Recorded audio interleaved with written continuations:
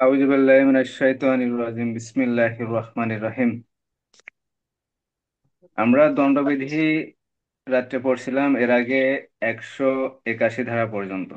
ঠিক আছে, আমরা সর্বপ্রথমে একটু রিভিশন করব, তারপর ইনশাল্লাহ নতুন ধারা 5, 7, 8টা যা পারি, তারপর ইনশাল্লাহ নতুন ধারা আলোচনা করব। দণ্ডবিধি আইন 1868। দণ্ডবিধির প্রথম অধ্যায় 1 ধারা থেকে 5 ধারা পর্যন্ত বিস্তারিত আলোচনা আছে। এখানে বলা আছে পরিচিতি সংক্রান্ত, আর আপনার ভিতরে আর বাহিরে, বাংলাদেশের ভিতরে আর বাংলাদেশের বাহিরে কিছু অপরাধ। ধারা 1 থেকে ধারা 5। তো ধারা 1-এ বলা হয়েছে কি, দণ্ডবিধির অপরাধে দণ্ডবিধি আইন 1860 সালের আইন নামে পরিচিত হবে এবং কার্যকারিতা সারা বাংলাদেশে হবে। ধারা 2-এ বলা হয়েছে বাংলাদেশের অভ্যন্তরে সংঘটিত অপরাধের ক্ষেত্রে ওই অপরাধের বিচার করা যাবে, কি করা যাবে, শাস্তি প্রদান করা যাবে। ধারা 3-এ বলা হয়েছে বাংলাদেশের বাইরে যদি কোনো অপরাধ হয়, তাহলে সেই অপরাধ বাংলাদেশের আইন বলে কি করা যাবে, সেই অপরাধের বিচার করা যাবে। ফৌজদারি কার্যবিধি আইনের কত ধারায় আছে? 188 ধারায়। যদি কোনো ব্যক্তি বাংলাদেশের বাইরে অপরাধ করে অথবা বাংলাদেশের রেজিস্ট্রেশন করতে, আপনার যেমন মোটরসাইকেল আছে, মোটরসাইকেলের কি আপনার একটা রেজিস্ট্রেশন করা আছে, ঠিক সেম জিনিসটা যে বাংলাদেশের নামে রেজিস্ট্রেশন করা কোনো জাহাজ অথবা উড়োজাহাজে যদি কোনো ব্যক্তি অপরাধ করে, তাহলে সেই ব্যক্তির বিচার বাংলাদেশে করা যাবে। ধারা 3, ফৌজদারি কার্যবিধি আইনের ধারা 188। দ্বিতীয় অধ্যায় দ্বিতীয় অধ্যায় বলা আছে 6 ধারা থেকে 52 ক ধারা পর্যন্ত আলোচনা। এখানে সাধারণ ব্যতিক্রম, এটা সাধারণ ব্যতিক্রমের অধ্যায়। 6 ধারা থেকে 52 ক ধারা। এখানে আমরা পড়ছিলাম দ্বিতীয় অধ্যায়ে ধারা 12 জনসাধারণ, ধারা 14 রাষ্ট্রের কর্মচারী, ধারা 17 সরকার, ধারা 19 বিচারক অথবা জজ, ধারা 20 বিচারালয়, যেখানে বিচার করা হয় সেখানকার সেই স্থানকে কি বলা হয়, বিচারালয় বলা হয়। ধারা 21 সরকারি কর্মচারী, ধারা 22 স্থাবর অস্থাবর সম্পত্তি, ধারা 23 অন্যান্য বন্যায় ক্ষতি, ধারা 24 অসাধুভাবে, ধারা 25 প্রতারণামূলকভাবে, ধারা 27 স্ত্রী কেরানি ও ভৃত্যের অধিকারভুক্ত সম্পত্তি, ধারা 28 নকলকরণ, ধারা 29 দলিল, ধারা 30 মূল্যবান জামানত, ধারা 31 উইল, ধারা 34 একই কার্য সাধনকল্পে কতিপয় ব্যক্তি একই কার্য সাধনকল্পে উদ্দেশ্যকৃত কৃত কাজ। ধারা ধারা 34, ধারা 39 স্বেচ্ছাকৃত ভাবে, ধারা 40 অপরাধ, ফৌজদারি কার্যবিধি আইনে ধারা 4-এর মূর্ধন্য অপরাধ। আর এছাড়াও বিভিন্ন আইনে বিভিন্ন অপরাধের কথা বর্ণনা করা আছে বা বিভিন্ন অপরাধের সংজ্ঞা দেওয়া আছে। ঠিক আছে, তারপর ধারা 41 বিশেষ আইন, ধারা 42 স্থানীয় আইন, ধারা 44 ক্ষতি, ধারা 51 হলফ বা শপথ, ধারা 52 সৎবিশ্বাস, ধারা 52 আশ্রয় দান। আশ্রয় দান সংক্রান্ত দণ্ডবিধি আইনটা যখন শেষ হবে, তখন আশ্রয় দান কোন কোন ধারায় আছে এই ধারাগুলো আমি আলাদা করে আপনাদেরকে একটা সুন্দর করে শিট করে দেব, যে কোন কোন ধারায় আশ্রয়দান আছে।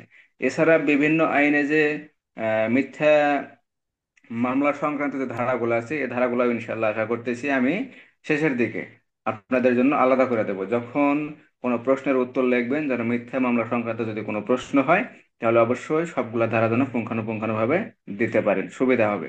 তাহলে ধারা 53 দণ্ডসমূহ, দণ্ড কয় প্রকার? 6 প্রকার, কার্যকরী 5 প্রকার। ধারা দণ্ডবিধি আইন অনুযায়ী দণ্ড কত প্রকার?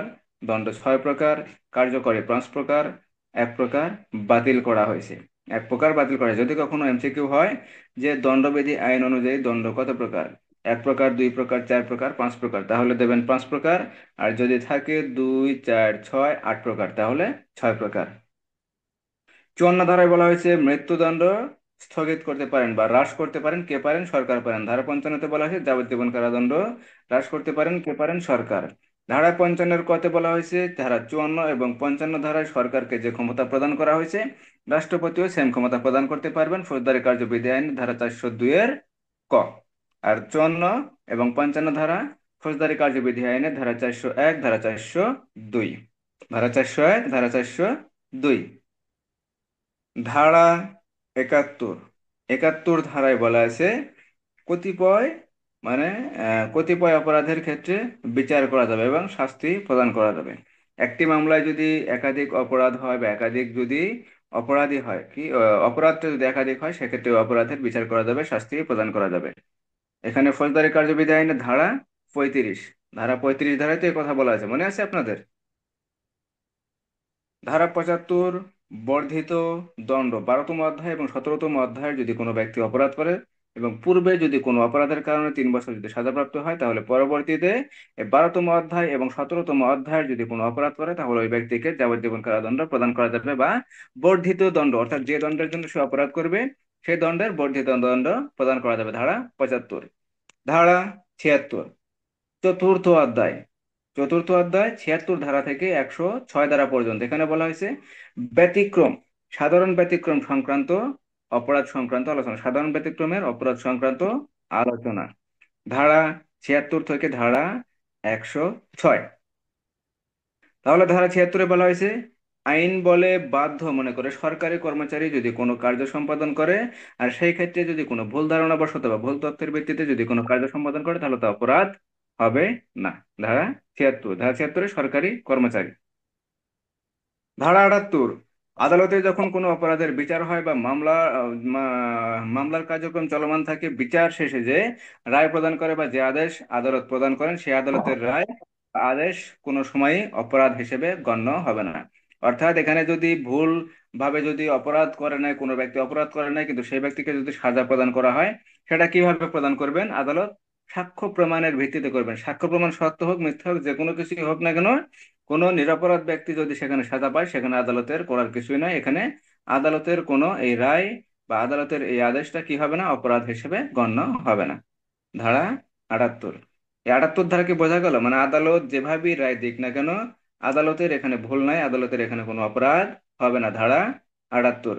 ধারা 79, ধারা 79-তে বলা হয়েছে আইন সমর্থিত, আইন সমর্থিত বা ভুল ধারণাবশত যদি কোনো ব্যক্তি, এখানে সরকারি কর্মচারী না, যদি কোনো সাধারণ ব্যক্তি কোনো কাজ করেন তাহলে সেক্ষেত্রে তার কৃত কাজ কি হবে না? অপরাধ হিসেবে গণ্য হবে না। ধারা 80, আইনানুগ কার্য সম্পাদনকালে যদি কোনো অপরাধের সৃষ্টি হয় তাহলে তা অপরাধ হবে না, বা কোনো ক্ষতি হলে তা অপরাধ হিসেবে গণ্য হবে না। ধারা 80। ধারা 81, তে বলা আছে কোনো ক্ষতিকারক কাজ, ছোট কোনো ক্ষতিকারক কাজ বড় ধরনের ক্ষতির হাত থেকে রক্ষার জন্য ছোট ধরনের কোনো ক্ষতি যদি উদ্দেশ্য ব্যতীত বা অপরাধমূলক উদ্দেশ্য ব্যতীত বা কারো ক্ষতি সাধন করার উদ্দেশ্য ব্যতীত যদি করা হয় তাহলে সেক্ষেত্রে অপরাধ হবে না। অর্থাৎ এমন কোনো একটা পরিস্থিতির সৃষ্টি হয়েছে যেখানে ছোট ধরনের যদি কোনো ক্ষতি করা হয়, সেটা উদ্দেশ্য ব্যতীত, এখানে উদ্দেশ্য থাকা যাবে না, বা অপরাধমূলক কাজ করার জন্য উদ্দেশ্য কি করা যাবে না? রাখাও যাবে না। যদি উদ্দেশ্য রাখেন তাহলে আবার অপরাধ হবে। ঠিক আছে? উদ্দেশ্য ছাড়া বড় ধরনের ক্ষতির হাত থেকে রক্ষার জন্য যদি ছোট ধরনের কোনো ক্ষতি করা হয় সেক্ষেত্রে অপরাধ হিসেবে গণ্য হবে না। ধারা 81। ধারা 82-তে 9 বছর। ধারা 83-তে বলা হয়েছে 9 থেকে 12 বছরের কম বুদ্ধির পরিপক্কতা থাকা যাবে না। 84 ধারায় বলা হয়েছে অপ্রকৃতিস্থ ব্যক্তি, এখানে পাগল ব্যক্তি হতে পারে বা মানসিক ভারসাম্যহীন হতে পারে, তারপরে মানসিক খর্বকায় হতে পারে, অর্থাৎ বুদ্ধি সম্পন্ন না। আমাদের অনেক সময় দেখা যায় যে ছেলে মেয়ে অনেক বড় হয়ে যায় কিন্তু বোধ বুদ্ধি সম্পন্ন হয় না, অর্থাৎ বুদ্ধি পরিপক্কতা থাকে না। আল্লাহ পাক ওদেরকে অ্যাবনর্মালি ভাবে যখন তৈরি করে বা সৃষ্টি করে, এই সকল ছেলেপেলের কাজ বা পাগলের কাজ বা মানসিক ভারসাম্যহীনের কাজ, ঠিক আছে, অপরাধ হিসেবে গণ্য হবে না। কিন্তু কিন্তু এইগুলা ব্যক্তির কার্যের বিরুদ্ধে কিন্তু আবার আত্মরক্ষার ব্যক্তিগত অধিকার প্রয়োগ করা যাবে। ফৌজদারি দণ্ডবিধি আইনের 98 ধারা কি করা যাবে? এদের কার্যের বিরুদ্ধে আত্মরক্ষার ব্যক্তিগত অধিকার প্রয়োগ করা যাবে। ধারা 85, অন্যের ইচ্ছায় বা অন্যের ইচ্ছায়, নিজের জ্ঞাতসারে না, নিজের অজ্ঞাতসারে, নিজের ইচ্ছা নাই, নিজের সদিচ্ছা নাই বা নিজের ইচ্ছাও ছিল না যে নেশা করে নেশাগ্রস্ত হওয়ার, এরূপ যদি কোনো ব্যক্তি অন্যের ইচ্ছায় যদি নেশাগ্রস্ত হয়, নিজের অজ্ঞাতসারে, নিজের জ্ঞাতসারে নয়, তাহলে ওই ব্যক্তি যদি নেশাগ্রস্ত হয়ে কোনো অপরাধমূলক কার্য করে তাহলে তো অপরাধ হবে না। ধারা 86, নিজের ইচ্ছায় মদ পান করে যদি কোনো এমন কোনো কাজ করে যেখানে অবশ্যই বুদ্ধি সম্পন্ন কাজ করতে হবে, যে আমি মদ পান করে যদি কোনো অপরাধ করি সেই অপরাধটা করার ক্ষেত্রে যদি মনে হয় যে না, বোধ বুদ্ধি বোধ বুদ্ধি সম্পন্ন যদি কোনো ব্যক্তি এরূপ ধরনের যদি কাজ না করে তার কাজ করা সম্ভবই না। দেখা গেল যে কোনো মানুষের ক্ষতি না করে সে তার ডাইরেক্ট তার শত্রুর কোনো ছেলের ক্ষতি করলো, শত্রুর কোনো ধরনের ক্ষতি করলো, এই সকল ক্ষতির ক্ষেত্রে অবশ্যই বুদ্ধি থাকতে হবে। ঠিক আছে? ওই সকল কাজের ক্ষেত্রে তার কি উদ্দেশ্য থাকতে হবে। এই যদি উদ্দেশ্য ছাড়া যদি কোনো কাজ করে তাহলে সেক্ষেত্রে অপরাধ হবে না, কিন্তু নিজের ইচ্ছায় মদ পান করার পর যদি এমন কোনো কাজ করে যে কাজের ক্ষেত্রে অবশ্যই উপস্থিত বুদ্ধি থাকতে হবে, সেই ক্ষেত্রে অবশ্যই ওই ব্যক্তি অপরাধী হবে। ধারা 86, ধারা 87 বলা হয়েছে 18 বছর বয়স্ক দুইজন ব্যক্তি বা ততোধিক ব্যক্তি যদি কোনো খেলাধুলায় মত্ত হয়ে যদি কোনো এমন কোনো কাজ করে যে কাজের ফলে মৃত্যু ঘটতে পারে অথবা অন্য কোনো দুর্ঘটনা ঘটার সম্ভাবনা থাকে, সেক্ষেত্রে যদি সম্মতি থাকে তাহলে অপরাধ হবে না। ধারা 88 বলা হয়েছে নিজের অনুমতি সাপেক্ষে এমন কোনো কাজ করা হয় সে কাজে যদি সম্মতি থাকে, সম্মতি সহকারে যদি কোনো ব্যক্তির উপকারার্থে কোনো কাজ করা হয় তাহলে অপরাধ হবে না। ধারা 89, অভিভাবক হিসেবে যদি সম্মতি আদায় করা হয় তাহলে ওই অভিভাবকের শিশু অথবা তার পাগলস্থ অপ্রাপ্তবয়স্ক কোনো ব্যক্তি উপকারার্থে যদি কোনো কাজ করা হয় সেক্ষেত্রে কোনো ক্ষতি হলে অপরাধ হবে না। ধারা 90-তে বলা হয়েছে সম্মতি যখন সম্মতি হিসেবে গ্রহণীয় নয়। ধারা 90, ধারা 91-তে বলা হয়েছে সম্মতি যখন স্বতন্ত্র অপরাধের সৃষ্টি করে তখন সেই কাজ বর্জন করতে হবে। ধারা 92-তে বলা হয়েছে সম্মতি ব্যতীত যদি কোনো কার্য সম্পাদন করা হয় কোনো ব্যক্তির উপকারার্থে, সেক্ষেত্রে যদি কোনো ক্ষতি হয় বা ক্ষতি হওয়ার সম্ভাবনা থাকে বা কোনো অপরাধমূলক কার্য হয় তাহলে তো অপরাধ হিসেবে গণ্য হবে না। ধারা 83, ধারা 93 সৎ বিশ্বাসে কৃত কাজ অপরাধ হবে না। ধারা 94 ভয়ভীতির মাধ্যমে যদি কোনো কার্য সম্পাদন করা হয় সেক্ষেত্রে কি হবে না, অপরাধ হবে না। কিন্তু এই ভয়ভীতির মাধ্যমে কোনো ব্যক্তিকে মেরে ফেলানো যাবে না, অথবা কোনো ব্যক্তি বাংলাদেশের বিরুদ্ধে কোনো ব্যক্তি দণ্ডনীয় অপরাধে কি করতে পারবে না, বাংলাদেশের বিরুদ্ধে য- মানে যুদ্ধ ঘোষণা বা যুদ্ধ এই ধরনের এমন কোনো অপরাধমূলক কার্য করে যা বাংলাদেশের বিরুদ্ধে অপরাধ হয়। ঠিক আছে, এই ধরনের কোনো কার্য করা যাবে না যে কার্যের জন্য যে কোনো প্রকার দণ্ডে দণ্ডনীয় করা যেতে পারে। ধারা 94, ধারা 95-তে বলা হয়েছে সামান্য ক্ষতিকারক কাজ অপরাধ হিসেবে গণ্য হবে না। ধারা 95, ধারা 96, ধারা 96-তে বলা হয়েছে আত্মরক্ষার ব্যক্তিগত অধিকার প্রয়োগ করা যাবে। ধারা 97-তে দেহের ক্ষেত্রে এবং সম্পত্তির ক্ষেত্রে। ধারা 98-তে বলা হয়েছে অপ্রকৃতিস্থ ব্যক্তি, পাগল বা শিশুর কার্যের বিরুদ্ধে বা প্রমত্ততার কারণে যে ব্যক্তি নেশাগ্রস্ত হয়েছে সেই সকল ব্যক্তির কার্যের বিরুদ্ধে আত্মরক্ষার ব্যক্তিগত অধিকার প্রয়োগ করা যায়।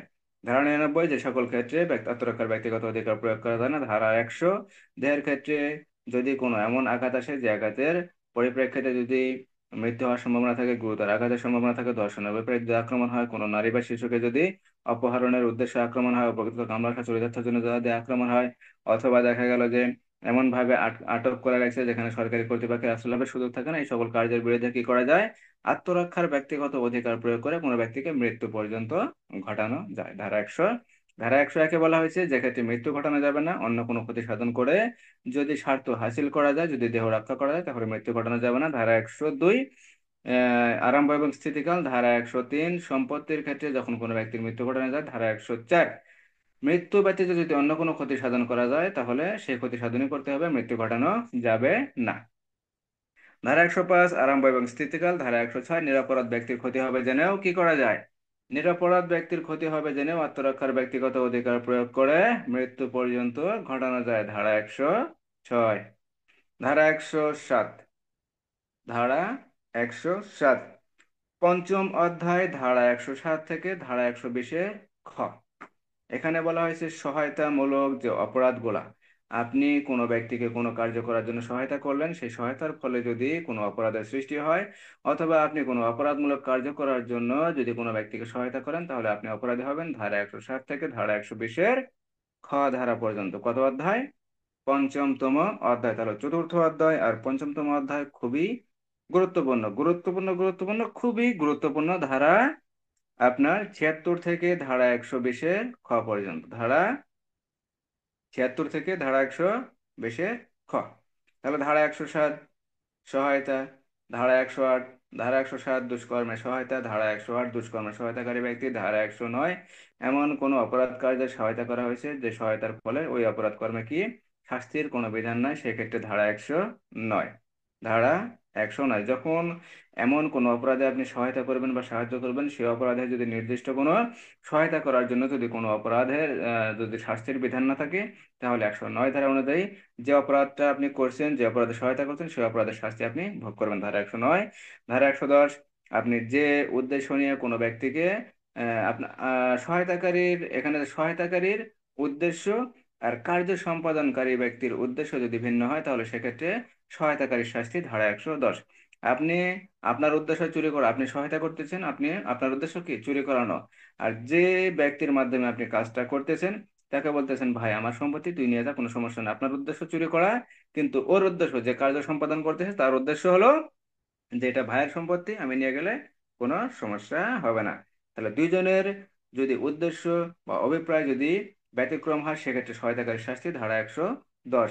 আর ধারা 111 থেকে একটা প্রশ্ন করছিলাম, রহিম নামক একজন ব্যক্তি 9 বছরের কম বয়সী একজন শিশুর কাছে কি করে, বিষের কৌটা দেয়, যে অমুকের প্লেটে তুমি মিশিয়ে দাও, কোনো সমস্যা না, দুইটা প্লেট একসাথে থাকার কারণে যাকে মিশিয়ে দেওয়ার কথা তাকে মিশিয়ে না দিয়ে অন্য একজন ব্যক্তির প্লেটে মিশিয়ে দেয়, সেক্ষেত্রে কি সহায়তাকারীর শাস্তি।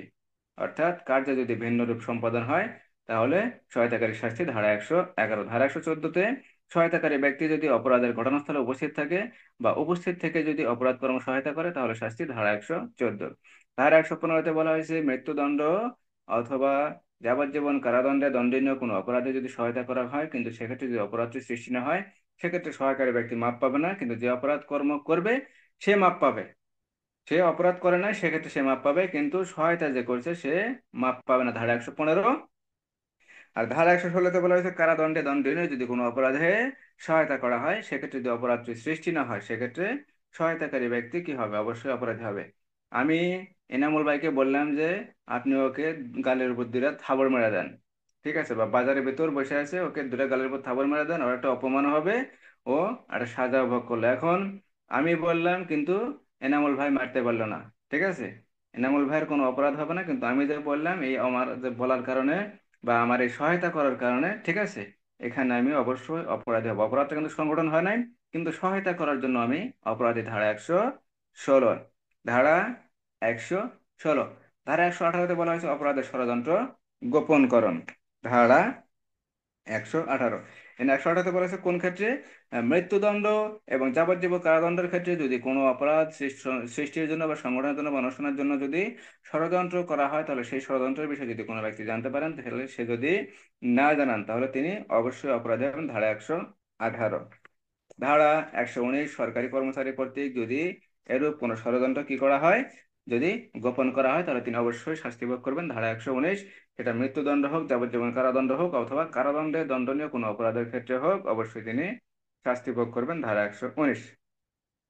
ধারা 120-এ বলা হয়েছে সাধারণ জনগণ যদি কারাদণ্ডে দণ্ডনীয় কোনো অপরাধের ষড়যন্ত্র যদি গোপন করেন তাহলে তিনি অবশ্যই অপরাধী হবেন, ধারা 120। ধারা 120-এর ক অপরাধের ষড়যন্ত্র, ধারা 120-এর খ অপরাধের ষড়যন্ত্রের শাস্তি। নতুন অধ্যায়, ষষ্ঠ অধ্যায়, ধারা 121 থেকে ধারা 130। ধারা 121 থেকে ধারা 130 পর্যন্ত রাষ্ট্র বিরোধী সংক্রান্ত অপরাধ। এখানে ধারা 121, 21-এ বলা হয়েছে যদি কোনো ব্যক্তি বাংলাদেশের বিরুদ্ধে যুদ্ধ করে বা যুদ্ধ ঘোষণা করে বা যুদ্ধের উদ্যোগ করে বা যুদ্ধ করার জন্য চেষ্টা করে অথবা যুদ্ধ করার জন্য যদি সহায়তা করে তাহলে সেই ব্যক্তির শাস্তি হবে, ধারা 121। ধারা 122-এ বলা হয়েছে 121 ধারায় যদি কোনো ব্যক্তি অপরাধ করার জন্য, 121 ধারা অপরাধের কথা কি বলা হয়েছে, 121 ধারা অপরাধের কথা বলেছে বাংলাদেশের বিরুদ্ধে যুদ্ধ করা, যুদ্ধের উদ্যোগ গ্রহণ করা বা যুদ্ধের চেষ্টা করা। এই চেষ্টা করার ক্ষেত্রে যদি কোনো ব্যক্তি ষড়যন্ত্র করে তাহলে সেই ব্যক্তির শাস্তি হবে, ধারা 121। ধারা 121-এর ক। ধারা 121-এর ক। ধারা 122-এ বলা হয়েছে যুদ্ধ করার জন্য যদি কোনো ব্যক্তি অস্ত্রশস্ত্র একত্র করেন বা জনবল যদি একত্র করেন তাহলে তার শাস্তি হবে, ধারা 122। ধারা 123-এ বলা হয়েছে যুদ্ধের পথ সুগম করার জন্য, আমি জানি যে এই রহিম করিম যদুর মতো কদু এরা মিলে কি করবে, বাংলাদেশের বিরুদ্ধে যুদ্ধ ঘোষণা করবে, সেই জিনিসটা আমার জানা আছে। এরা ষড়যন্ত্র করতেছে, আমি কি করতেছি, আমিও এদের সাথে তাল মিলাইছি, কিরূপ, যে আমি কিছু করব না, কোনো কিছু করব না, এদের ষড়যন্ত্র করছে জিনিসটা আমি জানি। আমি যদি এই জিনিসটা সরকারি কর্তৃপক্ষকে যদি না জানাই তাহলে এই জিনিসটা প্রতিরোধ করা সম্ভব না অথবা নিবারণ করা সম্ভব না। এখন আমি জানি কিন্তু এই ষড়যন্ত্রের বিষয়টা যদি আমি গোপন করি আর এই গোপনের মাধ্যমে যদি যুদ্ধ লেগে যায় বা যুদ্ধের পথ যদি সুগম হয় তাহলে আমার শাস্তি হবে, ধারা 123। ধারা 123। ধারা 124-এর ক রাষ্ট্রদ্রোহমূলক অপরাধ। ধারা 128 কর্তৃপক্ষ বা সরকারি কর্মচারী যদি তার তত্ত্বাবধানে থাকা অবস্থায় বা ওই রাজবন্দী বা যুদ্ধ বন্দির দায়িত্বে থাকা অবস্থায় যদি তাকে পালিয়ে যেতে সাহায্য করে তাহলে তার শাস্তি হবে, ধারা 128। ধারা 129 যদি অবহেলামূলক আচরণের কারণে যদি পালিয়ে যায় তাহলে তার শাস্তি হবে, ধারা 129। এখানে কার শাস্তি, সরকারি কর্মচারীর শাস্তি। ধারা 130-এ জনগণের শাস্তি, জনগণ যদি কোনো রাজবন্দী বা যুদ্ধবন্দীকে পালিয়ে যেতে সাহায্য করে, পালিয়ে যাওয়ার পর যদি উদ্ধার করে বা আশ্রয় দান করে বা সহায়তা করে বা বাধা দান করে বা গ্রেপ্তার করার ক্ষেত্রে পুলিশ অফিসার যদি তাকে পুনরায় গ্রেপ্তার করতে যায়, সেক্ষেত্রে যদি সরকারি কর্মচারীকে বাধা দান করে, তাহলে যে কোনো ব্যক্তি, সাদাবাগ করবেন এখানে যে কোনো ব্যক্তি বলতে জনসাধারণ, অর্থাৎ যে সাহায্য করবে, সহযোগিতা করবে, আশ্রয় দান করবে অথবা উদ্ধার করবে অথবা গ্রেপ্তারে বাধা প্রদান করবে, যে কোনো ব্যক্তি হোক না কেন তিনি শাস্তি ভোগ করবেন। ধারা 130। ধারা 130। ধারা 136-এ বলা হয়েছে সামরিক বাহিনীর সদস্য বা কর্মকর্তাকে আশ্রয় দান, অর্থাৎ যদি সে বাহিনী থেকে পলায়ন করে, পলায়ন করার পর যদি কোনো ব্যক্তি তাকে আশ্রয় দান করে, তাহলে তার শাস্তি 136। 136-এর পর কত হয়েছিল? 140। আর এখানে 140, এখানে 107 অধ্যায় 131 ধারা থেকে 140 অলরেডি হয়ে গেছে। এখানে স্থল, নৌ ও বিমান বাহিনী সংক্রান্ত কি অপরাধ। 140 ধারায় কি বলা হয়েছে? 140 ধারায় বলা হয়েছে যদি কোনো ব্যক্তি সামরিক বাহিনীর পোশাক পরিধান করে ব্যাজ বা প্রতীক যদি ধারণ করে, তাহলে তার শাস্তি হবে ধারা 140।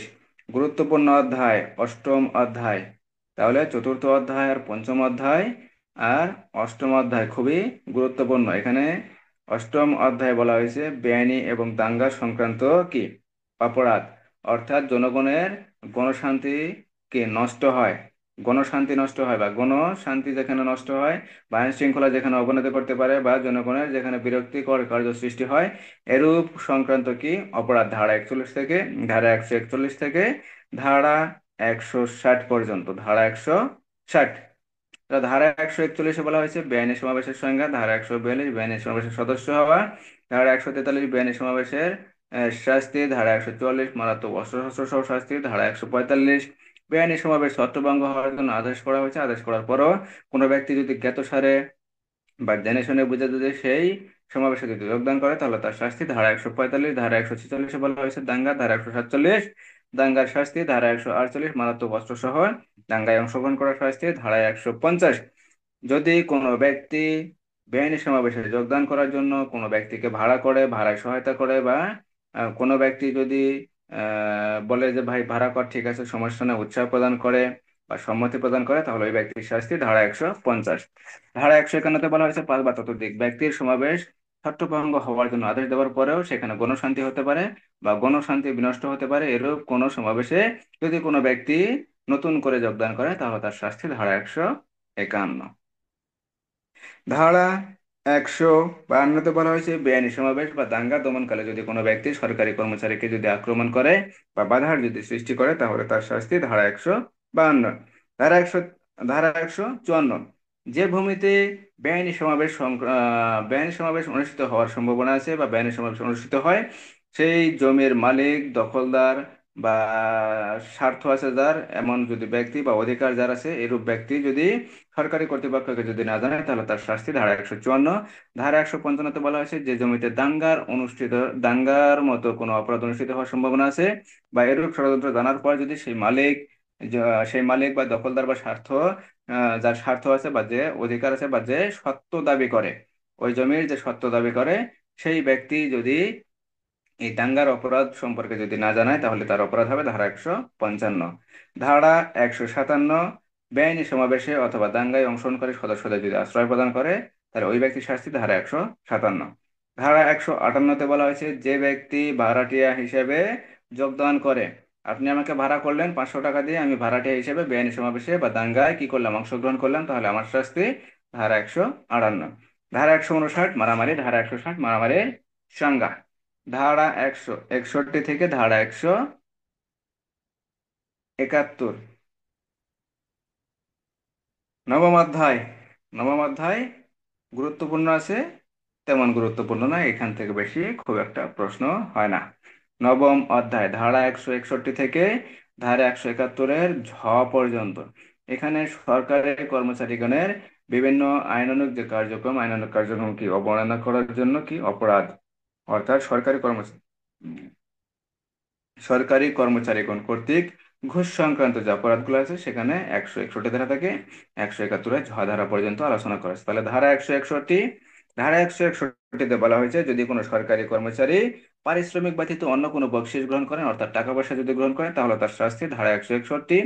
ধারা 162-তে বলা হয়েছে দালালের শাস্তি, যে ব্যক্তি মাধ্যম হিসেবে কাজ করবে অর্থাৎ দালাল হিসেবে কি অর্থ গ্রহণ করবে কিন্তু আপনি কোনো কিছুই পাবেন না, সেক্ষেত্রে দালালের শাস্তি ধারা 162। ধারা 163-তে বলা হয়েছে প্রভাবশালী ব্যক্তি বা ক্ষমতাধর ব্যক্তির শাস্তি ধারা 163, যে প্রভাবশালী ব্যক্তি বা ক্ষমতাধর ব্যক্তি কি করবে অর্থ গ্রহণ করবে কিন্তু আপনার মাধ্যমে আপনার দ্বারা কে কাজ করে নেবে, সেই ক্ষেত্রে আপনার শাস্তি ধারা 164। আপনি সরকারি কর্মচারী হিসেবে ওই প্রভাবশালী ব্যক্তি বা ওই যে দালাল আছে দালালের কি করবেন আপনার কার্য দ্বারা ওই ব্যক্তিকে সহায়তা করবেন, সেক্ষেত্রে সহায়তার শাস্তি 164। 165 দ্বারা বলা হয়েছে আপনি আপনার পারিশ্রমিক ব্যতীত যদি কি করেন, যদি টাকা পয়সা ঘুষ হিসেবে গ্রহণ না করে যদি আপনি মূল্যবান কোনো জামানত গ্রহণ করেন। এখানে বলা হয়েছে দুইটা কথা, বিচারালয়ে যদি কোনো মোকদ্দমা চলতে থাকে অর্থাৎ বিচারালয়ের জজ বা ব্যারিস্টার বা ম্যাজিস্ট্রেট যে থাকেন না কেন তার আন্ডারে যদি কোনো মামলা যদি চলতে থাকে অথবা কোনো ব্যক্তি যদি ব্যবসার কার্যক্রমে যদি প্রয়োজন মনে করেন যে সরকারি কর্তৃপক্ষের কোনো হস্তক্ষেপ প্রয়োজন, সেই ক্ষেত্রে ওই সরকারি কর্তৃপক্ষকে অথবা মোকদ্দমার ম্যাজিস্ট্রেটকে বা জজকে বা যেখানে যাকেই পারেন না কেন তাকে যদি কোনো কিছু মূল্যবান জামানত যদি নাম মূল্যে অথবা বিনামূল্যে যদি প্রদান করেন সেই ক্ষেত্রে শাস্তি হবে সরকারি কর্মচারী ধারা 165। তাহলে কয়টি অপরাধের ক্ষেত্রে, যদি মোকদ্দমা সংক্রান্ত কোনো অপরাধ হয় অথবা ব্যবসায় সংক্রান্ত যদি কোনো মূল্যবান জামানত গ্রহণ করা হয় সেই ক্ষেত্রে সরকারি কর্মচারীর শাস্তি ধারা 165।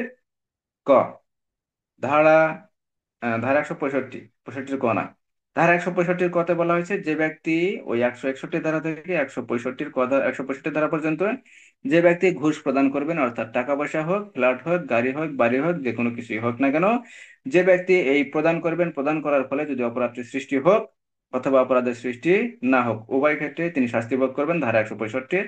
ক ধারা 165।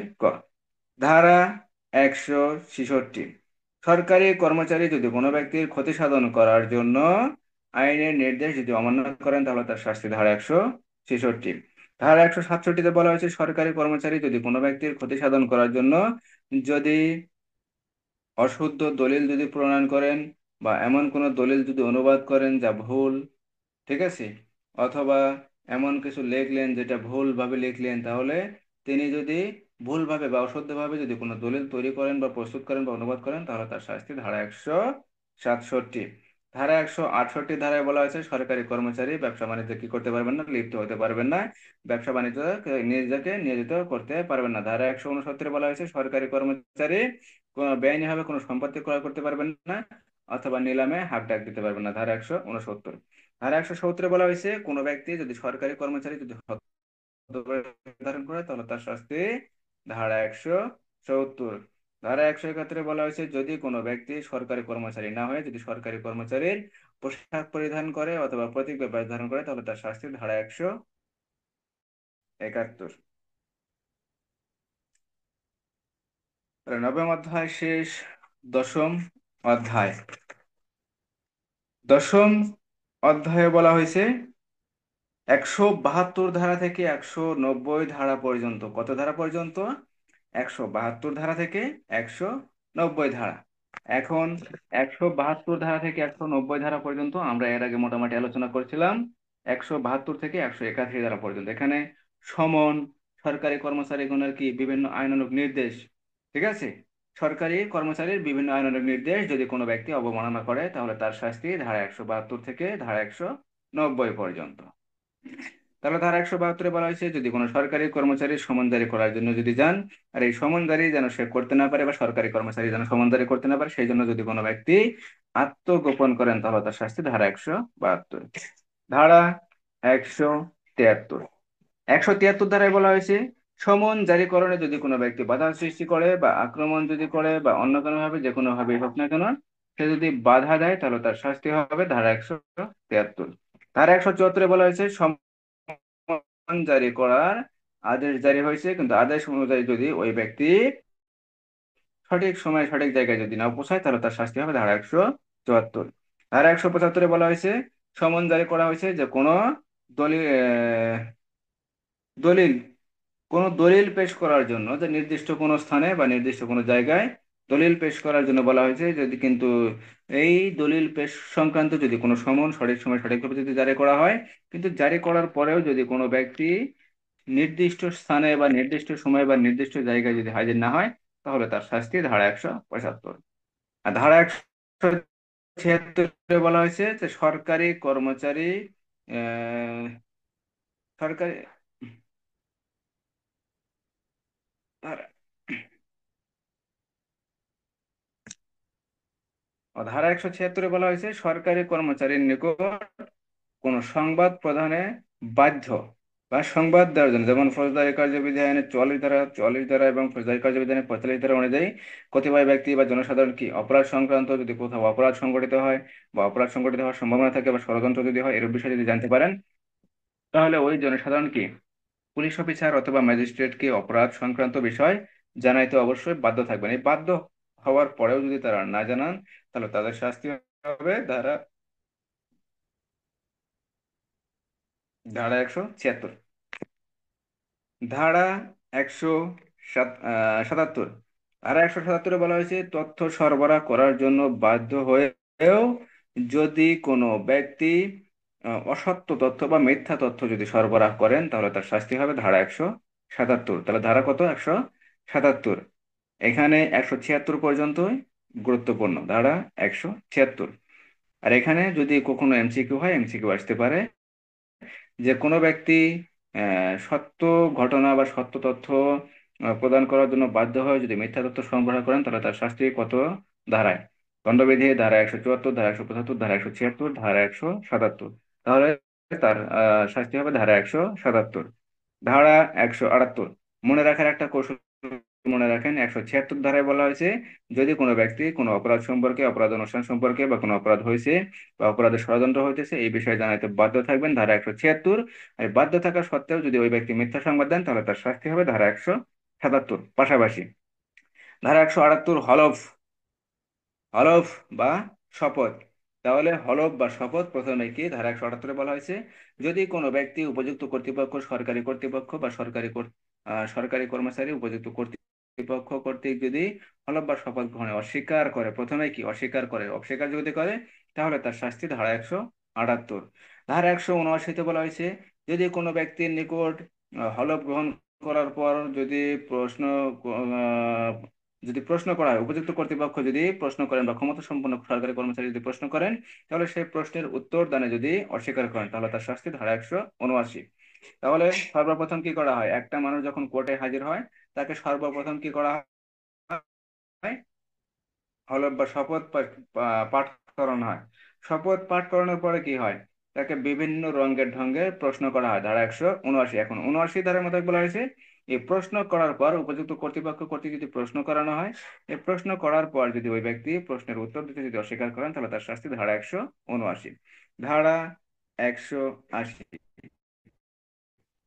গুরুত্বপূর্ণ ধারা তো বিবৃতিতে যদি কোনো ব্যক্তি স্বাক্ষর করতে অস্বীকার করেন, তাহলে তার দণ্ড ধারা 180। কত? ধারা 180-তে। তাহলে শপথ এবং হলফ সংক্রান্ত অপরাধ ধারা 178, ধারা 179, ধারা 180।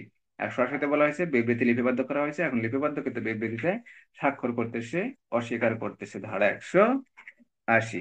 ধারা 181, ধারা 181-তে বলা হয়েছে শপথ পাঠ করছে বা হলফ পাঠ করছে, হলফ পাঠ করার পর কি করতেছে, সরকারি কর্মচারী তাকে প্রশ্ন করতেছে, 179 ধারায় সে প্রশ্ন এখন উত্তর দিতেছে, কিন্তু সে মিথ্যা তথ্য প্রদান করতেছে বা মিথ্যা বিবৃতি প্রদান করতেছে, সেই ক্ষেত্রে তার শাস্তি হবে কত ধারায়?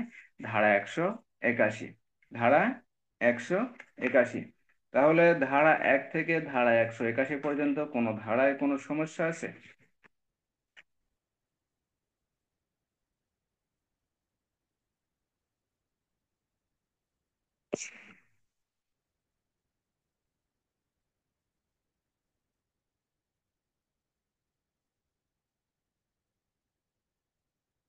ধারা 1 থেকে ধারা 181 কোন ধারায় সমস্যা আছে?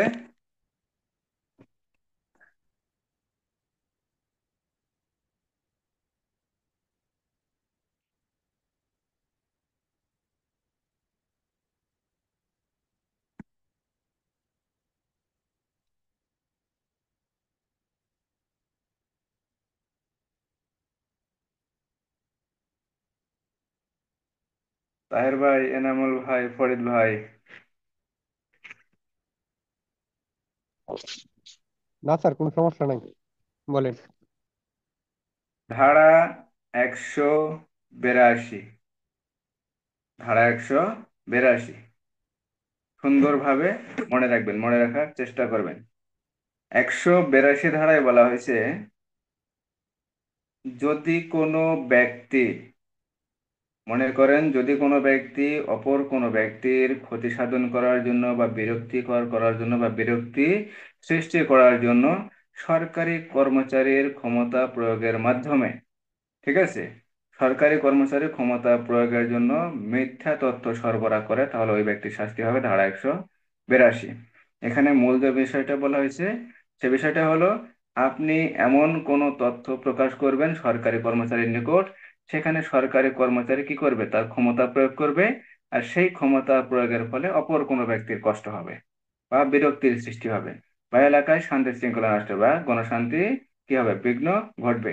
এরূপ উদ্দেশ্যে বা কোনো ব্যক্তির ক্ষতি সাধন করার উদ্দেশ্যে যদি এরূপ কোনো ব্যক্তি কোনো কাজ করেন বা কোনো তথ্য সরবরাহ করেন বা কোনো সংবাদ দেন, তাহলে ওই ব্যক্তির শাস্তি হবে ধারা 182। তাহলে ধারা 182-র মূল বিষয়টি হলো, যদি কোনো ব্যক্তি অপর কোনো ব্যক্তির ক্ষতি সাধন করার জন্য সরকারি কর্মচারীর ক্ষমতা প্রয়োগের মাধ্যমে যদি ওই ব্যক্তির ক্ষতি সাধন করতে চায়, সেই ক্ষতি সাধন করার ক্ষেত্রে যদি কোনো ব্যক্তি মিথ্যা তথ্য যদি প্রদান করে, তাহলে ওই ব্যক্তির শাস্তি হবে ধারা 182। শর্টকাট বোঝা গেল?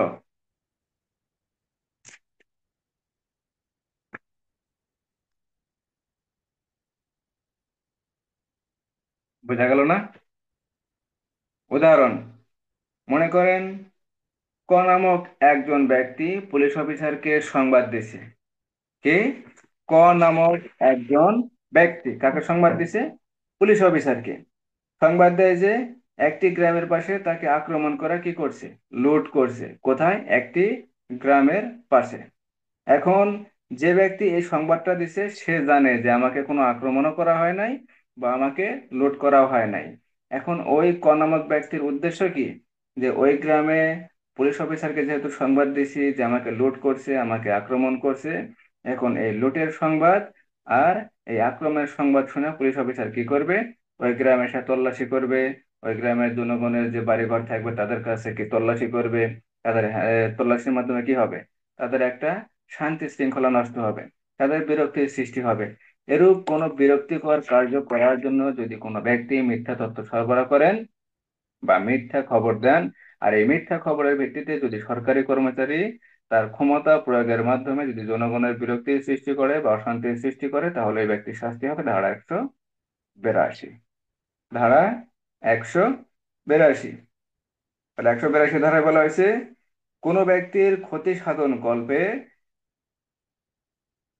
সরকারি কর্মচারীকে তার আইনানুগ ক্ষমতা প্রয়োগ করতে বাধ্য করার জন্য মিথ্যা তথ্য যদি কোনো ব্যক্তি সরবরাহ করেন, তাহলে ওই ব্যক্তির শাস্তি হবে ধারা 182। এখানে বলা হয়েছে আপনি তথ্যটা মিথ্যা তথ্য দেবেন, কিন্তু এই মিথ্যা তথ্যের ভিত্তিতে যদি কোনো সরকারি কর্মচারী তার ক্ষমতা প্রয়োগ করে এবং সেই ক্ষমতা প্রয়োগের ফলে যদি কোনো ব্যক্তির বিরক্তির সৃষ্টি হয় বা যদি কোনো ব্যক্তি ক্ষতির সম্মুখীন হয় বা জনগণের যদি শান্তি শৃঙ্খলা যদি নষ্ট হয়, তাহলে ওই যে ব্যক্তি মিথ্যা তথ্য সরবরাহ করে বা মিথ্যা খবর দেয়, ওই ব্যক্তির শাস্তি হবে ধারা 182। ধারা 182। গ্রাম অঞ্চলে অনেক মানুষই দেখা যায়, ঠিক আছে, আসলে সব ক্ষেত্রে সঠিক হয় না, অনেক ক্ষেত্রে মিথ্যা ঘটনা হয়। তো দেখা যায় যে মনে করেন কোনো একটা বাড়িতে কি তাস খেলতেছে বা জুয়া খেলে, ঠিক আছে, বা মাদকদ্রব্য সংক্রান্ত গ্রামে কিন্তু এখন ভালো অপরাধ হয়। এখন কোনো মানুষ জানে বা জানতে পারে, অথবা সে যদি জানে যে না, আমার শত্রু, মনে করেন রহিমের শত্রু করিম, এখন রহিম যদি মনে করে যে আমি করিমকে একটু হেনস্থা করি, হেনস্থা করার জন্য কি করতে পারে, যে করিম তো গাঁজা বিক্রি করে, গাঁজা বিক্রি করে করিমের ঘরে অমুক ড্রয়ারে অমুক জায়গায় পাওয়া যেতে পারে, এই বিষয়ে যদি কোনো মনে করেন যে রহিম যদি সংবাদ দেয় পুলিশ অফিসারকে, এখন পুলিশ অফিসার কি করবে, যে মাদক তো উদ্ধার করা দরকার আছে, মাদক উদ্ধার করা দরকার আছে, মাদক সংক্রান্ত কোনো অপরাধীকে গ্রেফতার করার দরকার আছে, এদের তো আবার টার্গেট দেওয়া থাকে। টার্গেট ফিল আপ করার জন্য এরা সুন্দর করে মনে করেন জায়গা মতো গেল, যাওয়ার পর কি করলো, রহিমের ওই খবর পাওয়া মাত্রই কি করিমের ঘর যায়, সে তল্লাশি করলো, তল্লাশি করে কিছুই পাওয়া গেল না, একটু হামকে দামকে দিল, দুটো কথাবার্তা বললো, ঠিক আছে। এখানে ওই যে করিমের যে বিরক্তির সৃষ্টি হলো, বা করিমের কাছে যদিও পাওয়া যায় না, করিমের কি একটা মান সম্মানের একটা হানি ঘটলো, তো কি হয়েছে, করিমের বাড়িতে মাদক সংক্রান্ত অপরাধের জন্য কি তল্লাশি করা হয়েছে। এই যে একটা মান সম্মানের হানি ঘটলো বা করিমের যে বিরক্তির সৃষ্টি করলো, এই বিরক্তি সৃষ্টি করার জন্য যে ব্যক্তি মিথ্যা সংবাদ দিয়েছে রহিম, সে অপরাধী হবে ধারা 182। ধারা 182। ধারা 182 বোঝা গেল?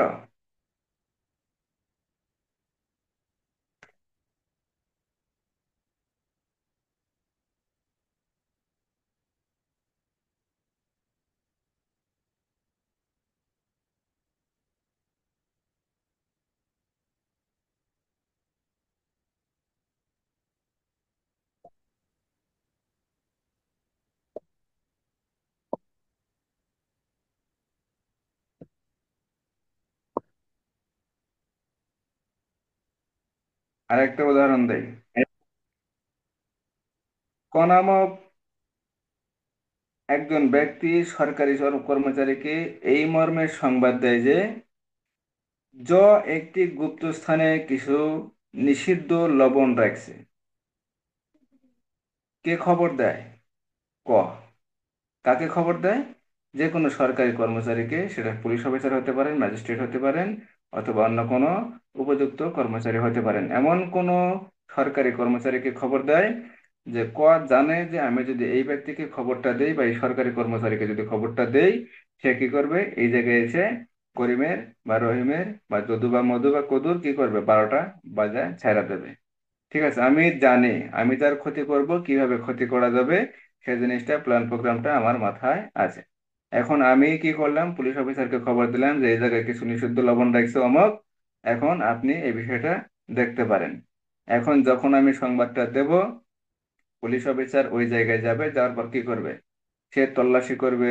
সে জায়গায় যদি নাও পাওয়া যায়, সেখানে কি করবে, খানা তল্লাশি করার চেষ্টা করবে, তারপরে এ ঘর ও ঘর ও ঘর দেখার চেষ্টা করবে। এই জন্য যে বিরক্তির সৃষ্টি হবে। অথবা বলা হলো যে কোনো গ্রামে, ফুল গ্রামে মনে করেন যে বিষাক্ত কোনো পদার্থ আছে বা এই জাতীয় নিষিদ্ধ কোনো লবণ আছে প্রত্যেকটা বাড়িতেই। এখন পুলিশ অফিসার কি করবে, প্রত্যেকটা বাড়ি তল্লাশি করবে। যখন প্রত্যেকটা বাড়ি তল্লাশি করা হবে, তখন ওই এলাকার বা ওই গ্রামের যে জনগণ থাকবে তাদের বিরক্তির সৃষ্টি হবে, তাদের বিরক্তির সৃষ্টি হবে। জনগণের যে শান্তি শৃঙ্খলা আছে, শান্তি শৃঙ্খলা নষ্ট হবে, বিনষ্ট হবে। সেই ক্ষেত্রে এই যে অপরাধটা হবে এখানে, যে ব্যক্তি এই মিথ্যা সংবাদ বা মিথ্যা তথ্য সরকারি কর্মচারীর নিকট সরবরাহ করবে, তার ক্ষমতা প্রয়োগ করার জন্য, কার ক্ষমতা, সরকারি কর্মচারীর ক্ষমতা, সরকারি কর্মচারীর ক্ষমতা প্রয়োগের মাধ্যমে যদি জনগণের বিরক্তি সৃষ্টি করে বা অসুবিধার সৃষ্টি করে বা এই জাতীয় কোনো অপরাধ করে, তাহলে ওই ব্যক্তির শাস্তি হবে ধারা 182। ধারা 182। ধারা 186। ধারা 186। ধারা 186 ধারায় বলা হয়েছে সরকারি কর্মচারীকে সরকারি কর্তব্য বা সরকারি দায়িত্ব কর্তব্য পালনে বা সরকারি কার্য পালনে বা সরকারি কর্মচারী যে সরকারি কাজ করবে, সেই কাজ করার ক্ষেত্রে যদি কোনো ব্যক্তি বাধা দান করে, তাহলে তার শাস্তি ধারা 186। ধারা 186। অর্থাৎ আপনি দৈনন্দিন যে কাজ করবেন, এই কাজ করার ক্ষেত্রে যদি আপনাকে বাধা প্রদান করে, তাহলে যে ব্যক্তি বাধা দান করবে সেই ব্যক্তির শাস্তি ধারা 186। ধারা 186। একদম নর্মালি বিষয়। সরকারি কর্মচারী, সরকারি কর্মচারী সরকারি যে দায়িত্ব কর্তব্য তার আছে, বা সরকার কর্তৃক বা ঊর্ধ্বতন কর্মকর্তা কর্তৃক বা উপযুক্ত কর্তৃপক্ষ কর্তৃক যে দায়িত্ব কর্তব্য বন্টন করে দেওয়া আছে, সেই দায়িত্ব কর্তব্য পালনের ক্ষেত্রে যদি কোনো ব্যক্তি বাধার সৃষ্টি করে বা যদি কোনো ব্যক্তি বাধা দান করে, তাহলে তার শাস্তি হবে ধারা 186। কত, ধারা 186। তাহলে ধারা 182-তে বলা হয়েছে যদি কোনো ব্যক্তি অপর কোনো ব্যক্তির ক্ষতি সাধন করার জন্য সরকারি কর্মচারীর কি ক্ষমতা প্রয়োগের মাধ্যমে ওই ব্যক্তির ক্ষতি হবে জেনে সে যদি মিথ্যা তথ্য সরবরাহ করে অথবা ভুল তথ্য যদি সে কি করে, পাস করে, তাহলে ওই ব্যক্তি অপরাধী হবে ধারা 182। আর ধারা 186-তে বলা হয়েছে যদি কোনো ব্যক্তি সরকারি কর্মচারীকে তার কাজ বা তার কার্য সম্পাদনের ক্ষেত্রে যদি বাধা দান করে তাহলে তার শাস্তি হবে ধারা 186।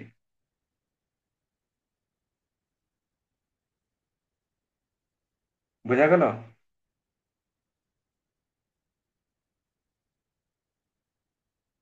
ধারা 182, ধারা 186।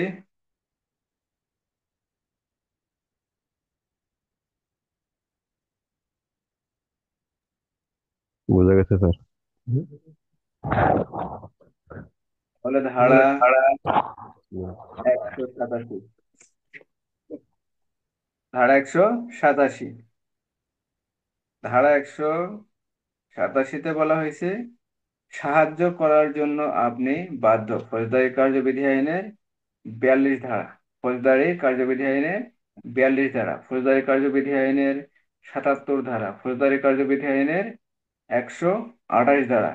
ফৌজদারি কার্যবিধি আইনের 42 ধারায় কি বলা হয়েছে? জনগণ পুলিশ অফিসার এবং ম্যাজিস্ট্রেটকে সাহায্য করতে বাধ্য। কোন কোন ক্ষেত্রে?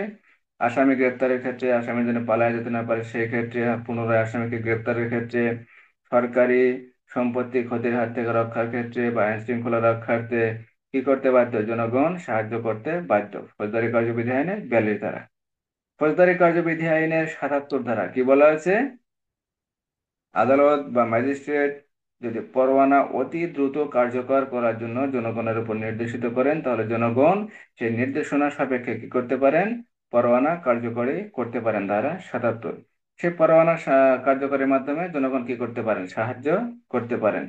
আবার 128 ধারায় কি বলা আছে? বেআইনি সমাবেশ যখন ছত্রভঙ্গ করার জন্য আদেশ দেওয়া হয়, মৌখিক আদেশ দেওয়ার পরেও যদি এই বেআইনি সমাবেশ ছত্রভঙ্গ না হয়, সেক্ষেত্রে জনগণের সাহায্য নিয়ে, এখানে কোন জনগণ? বেসামরিক জনগণ, সামরিক নয়, অবশ্যই সামরিক নয়, বেসামরিক জনগণের সাহায্য নিয়ে, এখানে সাহায্য নিতে হবে বই অবশ্যই পুরুষ ব্যক্তির, মহিলা ব্যক্তি নয়, এমন ব্যক্তির সাহায্য নিয়ে বেআইনি সমাবেশ ছত্রভঙ্গ করা যায়।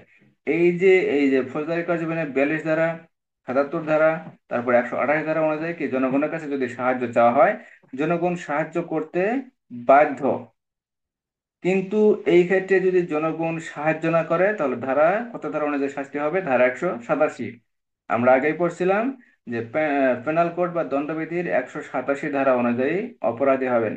ফৌজদারি কার্যবিধি আইনের 42 ধারা, 77 ধারা, তারপর 128 ধারা অনুযায়ী যদি পুলিশ অফিসার অথবা ম্যাজিস্ট্রেট জনগণের কাছে সাহায্য দাবি করে, আর জনগণ যদি পর্যাপ্ত কারণ ব্যতীত অথবা যে লিগ্যাল যে অজুহাত, এই অজুহাত ব্যতীত যদি সে কি না করে, সাহায্য না করে, তাহলে তার শাস্তি হবে ধারা 187। ধারা 187। তাহলে ধারা 182-তে বলা হয়েছে যদি কোনো ব্যক্তি অপর কোনো ব্যক্তির ক্ষতি সাধন করার জন্য সরকারি কর্মচারীর ক্ষমতা প্রয়োগের মাধ্যমে কি করেন? কোনো অপরাধ করেন, তাহলে তার শাস্তি হবে ধারা 182। কত? ধারা 182।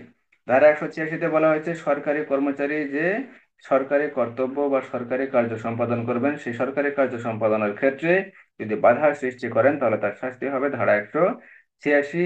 ধারা 187-তে বলা হয়েছে জনগণ যদি সাহায্য করার জন্য বাধ্য হওয়ার পরেও যদি সাহায্য না করে সেক্ষেত্রে শাস্তি হবে ধারা 187। ধারা 187। ধারা 188, ধারা 188। 188 ধারায় বলা হয়েছে সরকারি কর্মচারী কর্তৃক যথাযথ রূপে জারিকৃত আদেশ অমান্য করণ। এখানে জারিকৃত আদেশ কোনটা হতে পারে? ফৌজদারি কার্যবিধি আইনের 144 ধারায় যে আদেশটা জারি করা হয়, অর্থাৎ জরুরি আদেশ জারি, জরুরি আদেশ জারি। অথবা পুলিশ আইনের 30 ধারায় কি বলা আছে?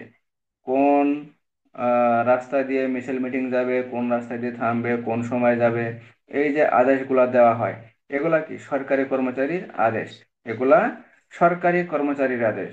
এই আদেশটা যখন দেওয়া হয়, এই আদেশটা দেওয়ার পরে যাদেরকে এই আদেশটা দেওয়া হয় সেই সকল ব্যক্তি যদি এই আদেশ যদি অমান্য করে বা এই আদেশগুলো যদি মেনে না চলে তাহলে তাদের শাস্তি হবে ধারা 188। অর্থাৎ সরকারি কর্মচারী কর্তৃক যথাযথ রূপে জারিকৃত আদেশ অমান্য করণের শাস্তি ধারা 188। ধারা 188। এই আদেশগুলো কিভাবে জারি করা যায়? ঢাকঢোল পিটিয়ে জারি করা যায়, বা সমন জারির মাধ্যমে কি করা যায়, জারি করা যায়। গেজেটে বিজ্ঞপ্তি প্রকাশ করে জারি করা যায়। আবার পড়িয়ে শুনিয়ে, যেমন হুলিয়ার যে আদেশ জারি, এটা কি করা যায়, প্রকাশ্য স্থানে লুকিয়ে দিয়ে জারি করা যায়। বা যে ওই ব্যক্তিরা যেখানে বসবাস করে সেখানে কি করা যায়, ওই আদেশটি পড়ে বা প্রকাশ্য স্থানে পাঠ করে কি করা যায়, আদেশটা জারি করা যায়। আদেশটা যেভাবেই জারি হোক না কেন, সরকারি কর্মচারী যখন সরকার কোনো আদেশ যথাযথভাবে জারি করেন, আদেশটা জারি করার পর যাদের উপর জারি করা হয় ওই সকল ব্যক্তি যদি আদেশটা পালন না করেন, অমান্য যদি করেন, তাহলে তাদের শাস্তি হবে ধারা 188। তাহলে ধারা 182 বলা হয়েছে, যদি কোনো ব্যক্তি অপর কোনো ব্যক্তি শাসন করার জন্য সরকারি কর্মচারীকে যদি তার ক্ষমতা প্রয়োগের মাধ্যমে যদি হেনস্থা করেন বা আইন শৃঙ্খলা যদি অবনতি ঘটান বা ক্ষতির সম্মুখীন করেন, তাহলে তার শাস্তি হবে ধারা 182। ধারা 186-তে বলা হয়েছে, যদি সরকারি কর্মচারী তার কর্তব্য সম্পাদনের ক্ষেত্রে যদি বাধা দান করেন, তাহলে তার শাস্তি হবে ধারা 186। ধারা 187-তে বলা হয়েছে, আপনি কি করতে বাধ্য, সাহায্য করতে বাধ্য কাকে, সরকারি কর্তৃপক্ষকে আপনি সাহায্য করতে বাধ্য, আইনানুগভাবে বাধ্য। আপনি বাধ্য হওয়া সত্ত্বেও যদি সাহায্য না করেন, সেক্ষেত্রে আপনার অপরাধ হবে ধারা 187। আর ধারা 188-তে বলা হয়েছে, সরকারি কর্মচারী একটা আদেশ জারি করছে, বলা হয়েছে যে ভাই আপনারা মিছিলটা এই রাস্তা দিয়ে না নিয়ে ওই রাস্তা দিয়ে নিয়ে যাবেন। এই রাস্তা দিয়ে স্কুল কলেজ আছে, ছেলে মেয়ে পড়াশোনা করে, এখানে আপনারা মিছিল মিটিং যদি নিয়ে যান তাহলে ঝামেলা হতে পারে, আপনাদের এদিক দিয়ে নিয়ে যাওয়ার দরকার নাই। আপনারা কি করবেন, আপনারা সুন্দর করে এই রাস্তা দিয়ে গমন না করে আপনারা ওই রাস্তা দিয়ে গমন করেন বা এই রাস্তা দিয়ে মিছিল করেন, কোনো সমস্যা নাই। এই আদেশটা জারি করা হলো, কিন্তু আদেশটা আপনারা শুনলেন, সুন্দরভাবে শোনার পর কি মানলেন না। যখন মানবেন না তখন শাস্তি হবে ধারা 188। কত ধারা শাস্তি, ধারা 188 ধারায় শাস্তি, পেনাল কোড 188 ধারা। তাহলে ধারা 182, ধারা 186, ধারা 187, ধারা 188, ধারা 191। ধারা 191, 191 ও 11তম অধ্যায়, 191 থেকে 229 ধারা। 191 থেকে 229 ধারা কততম অধ্যায়, 11তম অধ্যায়। মোটামুটি অধ্যায় অনেকগুলাই শেষ করে ফেলছি, মোটামুটি অনেকগুলাই শেষ। এখন চলতেছে 11তম অধ্যায়, প্রায় মাঝামাঝি চলে আসছে। 11তম অধ্যায় 191 থেকে 229 ধারা পর্যন্ত। এখানে মিথ্যা সাক্ষ্যদান সংক্রান্ত যে অপরাধগুলো আছে, অথবা গণ বিচারের বিরুদ্ধে অর্থাৎ জনগণের বিচারের বিরুদ্ধে যে অনুষ্ঠিত অপরাধসমূহ, সেই অপরাধসমূহের বিষয়ে বর্ণনা করা হয়েছে ধারা 191 থেকে ধারা 229। ধারা 191, মিথ্যা সাক্ষ্যদান কি। এখন সাক্ষ্যদান কি? আপনি আদালতে হাজির হওয়ার পরে, আদালতে হাজির হওয়ার পরে আপনি যে বিষয়গুলো বলবেন বা যে বিষয়গুলো কোনো অপরাধ সম্পর্কে বলবেন, সে বিষয়টাই কি, একটা সাক্ষ্য। ঠিক আছে, অপরাধের যদি আপনি বাদী না হন অথবা বিবাদী যদি না হন, অপরাধের বিবাদী বাদী না হয়ে আপনি অপর কোনো ব্যক্তি যদি আদালতে হাজির হয়ে যদি কোনো অপরাধ সম্পর্কে কোনো বিবৃতি পাঠ করেন, তাহলে সেটা হবে অবশ্যই সাক্ষ্য। আর আপনি যদি আদালতে হাজির হওয়ার পর, শপথ গ্রহণ করার পর বা হলফ গ্রহণ করার পর যদি আপনি মিথ্যা তথ্য বা মিথ্যা বিবৃতি যদি প্রদান করেন, তাহলে সেটা হবে আপনার মিথ্যা সাক্ষ্যদান। কি হবে, সেটা হবে আপনার মিথ্যা সাক্ষ্যদান। আপনি যদি সঠিকটা যদি বলেন তাহলে হবে সাক্ষ্যদান, আর যদি আপনি মিথ্যা তথ্য সরবরাহ করেন বা মিথ্যা তথ্য দেন বা মিথ্যা বিবৃতি দেন, তাহলে সেক্ষেত্রে হবে আপনার মিথ্যা সাক্ষ্যদান। তাহলে ধারা 191 বলা হয়েছে মিথ্যা সাক্ষ্যদানের সংজ্ঞা। মিথ্যা সাক্ষ্যদানের সংজ্ঞা ধারা 191, যে ব্যক্তি সত্য কথা বলার জন্য হলফ বা আইনের বিধানাবলে আইনত বাধ্য হয়ে, কি, সত্য বলার জন্য আপনি বাধ্য, এটা আইনের ভাষায় আপনি বাধ্য। এখন যখন আপনি আদালতে হাজির হবেন, হাজির হওয়ার পর কোনো শপথ গ্রহণ করবেন বা হলফ পাঠ করবেন, হলফ পাঠ করার পর আইনের প্রকাশ্য বিধান বলে আইনত বাধ্য হয়ে বা কোনো বিষয়ে কোনো ঘোষণা করিবার জন্য আইন বলে বাধ্য হয়ে কোনো বিবৃতি দান করেন যা মিথ্যা বলে আপনি জানেন বা আপনি বিশ্বাস করেন যে এই বিবৃতি বা আমি যা বলতেছি জিনিসটা মিথ্যা, আপনি এই জিনিসটা জানার পরেও মিথ্যা বলে জানে বা বিশ্বাস করে বা সত্য বলিয়া বিশ্বাস করে না, জানার পরেও যে ব্যক্তি এই বিবৃতি প্রদান করেন বা এই জবানবন্দি প্রদান করেন তাকে কি বলা হয়? সে মিথ্যা সাক্ষ্যদান করে বলে গণ্য হবে। ধারা 191। তাহলে 191 ধারায় বলা হয়েছে মিথ্যা সাক্ষ্যদানের সংজ্ঞা। মিথ্যা সাক্ষ্যদান বলতে কি বোঝায়? মিথ্যা সাক্ষ্যদান বলতে বোঝায় যে ব্যক্তি সত্য কথা বলার জন্য হলফ বা শপথ পাঠ করে, আইনের বিধান সাপেক্ষে কোনো আদালতে হাজির হয়ে বা কোনো আইন বলে কোনো বাধ্য আইন বলে বাধ্য হয়ে এমন কোনো বিবৃতি দান করে বা বিবৃতি প্রদান করে বা তথ্য সরবরাহ করে যা সে নিজে জানে যে এই জিনিসটা আমি যা বলতেছি জিনিসটা মিথ্যা, বা সে মিথ্যা বলে জানে বা বিশ্বাস করে, এরূপ জানার পরেও যে তথ্য সে সেখানে সরবরাহ করে বা প্রদান করে তাকে কি মিথ্যা সাক্ষ্যদান বলে। ধারা 191। ধারা 191। তাহলে মিথ্যা সাক্ষ্যদান বলতে কি বোঝায়? আপনি জানেন, আপনি বোঝেন যে জিনিসটা মিথ্যা, বা আপনি জানেন যে জিনিসটা সত্য না, যে জিনিসটা সত্য না সেটাই কি মিথ্যা। আপনি জানেন, আপনি বিশ্বাস করেন যে এই জিনিসটা মিথ্যা, অথবা আমি যে জিনিসটা বলতেছি সেই জিনিসটা সত্য না। আপনি জানার পরেও যদি আপনি হলফ বা শপথ পাঠ করার পরেও আইন বলে সত্য কথা বলার জন্য বাধ্য হয়েও যদি আপনি কোনো তথ্য মিথ্যা বলে জানেন বা মিথ্যা বলে বিশ্বাস করেন বা সত্য নয় এমন জানার পরেও যদি আপনি তা সেই তথ্য সরবরাহ করেন বা প্রদান করেন বা বিবৃতি পাঠ করেন, তাহলে আপনি মিথ্যা সাক্ষ্যদান করেন বলে গণ্য হবে। ধারা 191। ধারা 191। ধারা 192 মিথ্যা সাক্ষ্য উদ্ভাবন। মিথ্যা সাক্ষ্য উদ্ভাবন, এখন উদ্ভাবন বলতে কি বোঝায়? বিভিন্ন জিনিস কি করা? তৈরি করা। উদ্ভাবন অর্থাৎ মোটামুটি তৈরি করা। আপনি একটা জিনিস তৈরি করতেছেন, এটা কি উদ্ভাবন করলেন। এখন আপনি যদি কাউকে বলেন,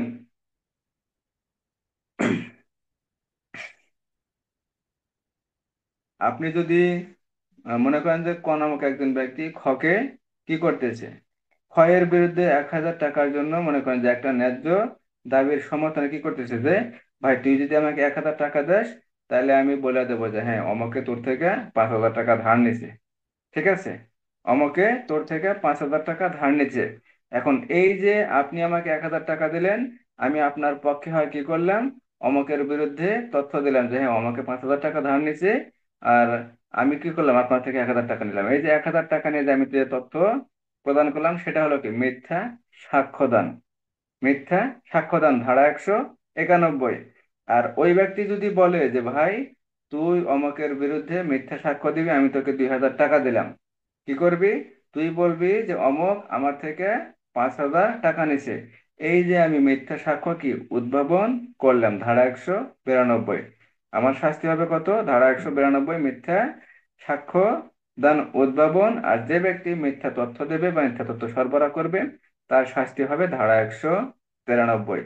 ধারা 193। আর মিথ্যা সাক্ষ্যদানের সংজ্ঞা ধারা 191। কত? ধারা 191-তে মিথ্যা সাক্ষ্যদানটা কিরূপ হবে? যে জিনিসটা সত্য নয় আমি জানি জেনে শুনে বুঝে বা আমি বিশ্বাস করি যে এই জিনিসটা সত্য নয়, এই জিনিসটা মিথ্যা, বা মিথ্যা বলে আমি জিনিসটা জানি, জানার পরেও যদি সেই তথ্য বা বিবৃতি যদি আমি পাঠ করি বা প্রদান করি বা তথ্য যদি সরবরাহ করি তাহলে সেটা মিথ্যা সাক্ষ্যদান বলে গণ্য হবে। আর যে ব্যক্তি মিথ্যা সাক্ষ্য উদ্ভাবন করে তাহলে তার শাস্তি হবে ধারা 192। মিথ্যা সাক্ষ্যদানটা আসলে কিভাবে উদ্ভব করা যায়? মনে করেন ক কোনো মিথ্যা বিবৃতিকে কোনো বিচারালয়ে সত্য বলে যদি দৃঢ়ভাবে সমর্থনকারী হিসেবে ব্যবহারের উদ্দেশ্যে তদীয় দোকান বহিতে একটি মিথ্যা বিষয় লিপিবদ্ধ করে ক মিথ্যা সাক্ষ্য উদ্ভাবন করিয়াছে। এখন আমরা দোকানের যে ব্যবসা বাণিজ্য করি, ব্যবসা বাণিজ্য করার ক্ষেত্রে বিভিন্ন সময় কি করা হয়, দেনা পাওনা থাকে, যেমন বাকির হিসাব নিকাশের একটা খাতা থাকে।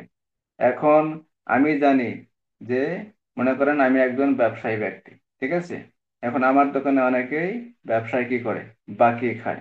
বাকি খাওয়ার কারণে এখন এমন একজন ব্যক্তি আছে বা আমার এলাকায় আছে যে আমার দোকানে বাকি খায়, যে আমার দোকানে মালামাল খায় কিন্তু কখনো বাকি খায় না। এখন আমি তার নামে যদি 10,000 টাকা কি করি, 10,000 টাকা যদি বাকির খাতায় যদি লেখা রাখি, লেখা রেখে কোনো বিচারালয়ে, কোনো বিচারালয়, বিচারালয় কত, 20 ধারা দণ্ডবিধির 20 ধারায় বলা হয়েছে বিচারালয়, যেখানে বিচার কার্যক্রম সম্পূর্ণ করা হয়।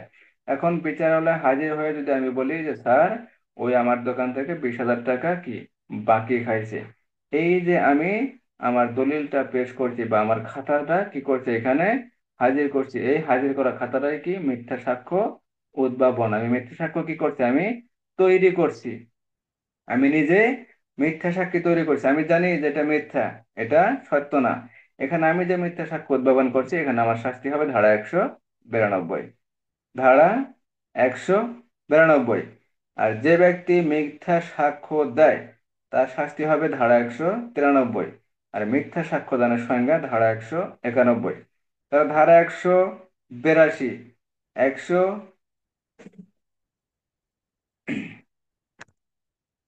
দণ্ডবিধির 182 ধারায় বলা হয়েছে, যদি কোনো ব্যক্তি অপর কোনো ব্যক্তির ক্ষতি করার জন্য সরকারি কর্মচারীর ক্ষমতা প্রয়োগ করায়, তাহলে সেই ব্যক্তি অপরাধী হবে ধারা 182। ধারা 186-তে বলা হয়েছে, যদি কোনো ব্যক্তি সরকারি কর্মচারীকে সরকারি কার্যাবলী সম্পাদনে যদি বাধার সৃষ্টি করে, তাহলে তার শাস্তি হবে ধারা 186। ধারা 187 ধারায় বলা হয়েছে, যদি কোনো ব্যক্তি আইনানুগভাবে সাহায্য করার জন্য বাধ্য হয়েও যদি সাহায্য না করে, তাহলে তার শাস্তি হবে ধারা 187। ধারা 188, ধারা 188-তে বলা হয়েছে, সরকারি কর্মচারী কর্তৃক যথাযথ রূপে জারি করা আদেশ যদি কোনো ব্যক্তি অমান্য করেন, তাহলে তার শাস্তি হবে ধারা 188। ধারা 191, 91-তে বলা হয়েছে মিথ্যা সাক্ষ্যদানের সংজ্ঞা। ধারা 192, যদি দোকানদার যদি মিথ্যা সাক্ষ্য উদ্ভাবন করে, তাহলে তার শাস্তি হবে ধারা 192। ধারা 193-তে বলা হয়েছে, যদি কোনো ব্যক্তি মিথ্যা সাক্ষ্য দান করে বা মিথ্যা সাক্ষ্য যদি প্রদান করে, তাহলে তার শাস্তি ধারা 193। মিথ্যা সাক্ষ্য দানের শাস্তি ধারা 193। আর এই মিথ্যা সাক্ষ্যদান যদি কোনো ব্যক্তির মৃত্যু ঘটানোর উদ্দেশ্য হয়, যে আমি এমন কোনো বিষয়ে মিথ্যা সাক্ষী দিলাম, আমি জানি যে এই মিথ্যা যদি সাক্ষী দেওয়া হয়, তাহলে বিচার শেষে যদি এই মিথ্যা সাক্ষ্য যদি গ্রহণীয় হয়, আর এই গ্রহণের ফলে যদি ওই ব্যক্তি আসামির যদি মৃত্যুদণ্ড হতে পারে বা যাবজ্জীবন কারাদণ্ড যদি হয়, তাহলে তার শাস্তি হবে ধারা 194। ধারা 194, অর্থাৎ কোনো ব্যক্তিকে মৃত্যুদণ্ডের দণ্ডনীয় অপরাধে দণ্ডিত করার জন্য যদি সাক্ষ্য দেওয়া হয়, তাহলে তার শাস্তি হবে ধারা 194। আর যাবজ্জীবন কারাদণ্ডে বা কারাদণ্ডে দণ্ডনীয় যদি দণ্ডিত করার যদি ইচ্ছা থাকে, তাহলে সেই ক্ষেত্রে যদি মিথ্যা সাক্ষ্য প্রদান করে, তাহলে তার শাস্তি হবে ধারা 195। ধারা 195। তাহলে মিথ্যা সাক্ষ্যদান ধারা 191, মিথ্যা সাক্ষ্য উদ্ভাবন ধারা 192, মিথ্যা সাক্ষ্যদানের শাস্তি ধারা 193। আর এই মিথ্যা সাক্ষ্যদান যদি কোনো ব্যক্তিকে ফাঁসি দেওয়ার জন্য হয় অথবা মৃত্যুদণ্ডের দণ্ডনীয় কোনো অপরাধে দণ্ডিত করার উদ্দেশ্য হয়, তাহলে তার শাস্তি হবে ধারা 194। আর ধারা 195-তে বলা হয়েছে যাবজ্জীবন কারাদণ্ড অথবা 2 মাস, 4 মাস, 6 মাস কারাদণ্ডে দণ্ডনীয় কোনো অপরাধের ক্ষেত্রে যদি সাক্ষ্য প্রদান করা হয়, তাহলে তার শাস্তি হবে ধারা 195। কত? ধারা 195। তাহলে ধারা 182 থেকে ধারা 195 বুঝতে কোনো সমস্যা আছে? না স্যার, সমস্যা নাই।